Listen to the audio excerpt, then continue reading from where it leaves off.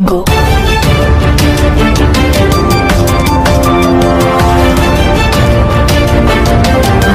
बर्तमान बड़ खबर पाणीपाग को नहीं बड़ सूचना नुआ अपडेट जुलाई 31 रु बढ़ वर्षा बात्या संभावना तेज पुणी लघुचाप सृष्टि होगा संभावना जुलाई 31 रु पुणी बढ़ वर्षार परिमाण तेज लघुचाप नेब कि बात्या रूप एने बढ़ुची आशंका जानिबा संपूर्ण अपडेट ता पूर्व वीडियो को लाइक करंतु जदि पारुछंती आपनकर सांग साथी मानकु वीडियोटी को शेयर करनियंतु जदि फ्रेंड्स आपण मैंने आमर ये चैनल रे नुआ ही वीडियो देखुंते पूर्व केवे भी सब्सक्राइब करना तेज निहाती चैनल को सब्सक्राइब करा सहित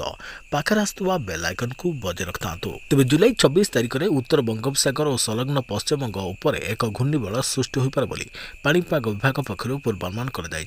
27 लघुचाप रूप नेबार संभावना रही 28 ओडिशा और छत्तीसगढ़ उपर यार प्रभाव रहिबो तेज लघुचाप प्रभाव 27 रु 29 तारिख जाए अधिक वर्षा हेबार संभावना रही पाणीपाग विभाग पूर्वानुमान करिछि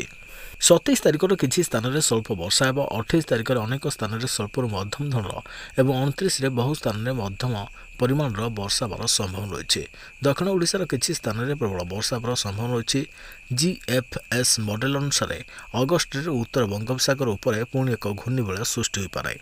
तेज यह प्रभाव में राज्य में प्रबल वर्षा हेब जून 1 रु जुलाई 24 सुधा 9टी जिले में मोट वर्षा परिमाण 300 मिलीमीटर कम रही निंटिया वर्षा जो बालेश्वर भद्रक केन्द्रापड़ा जगतसिंहपुर पुरी केन्दुझर मयूरभंज झारसुगुड़ा और सुंदरगढ़ में धान रुआ और बेउसा कर समस्या होते तेज आसंता 10 दिन में वर्षा बढ़ा जो रुआ और बेउषणा काम आगे बोली पाणीपाग विभाग कही सेपटे लघुचाप बात्या रूप नहीं पारे बोली आशंका बढ़ुचे सेपटे सोया जलवायु और परिवेश केन्द्र विभिन्न आकलन कर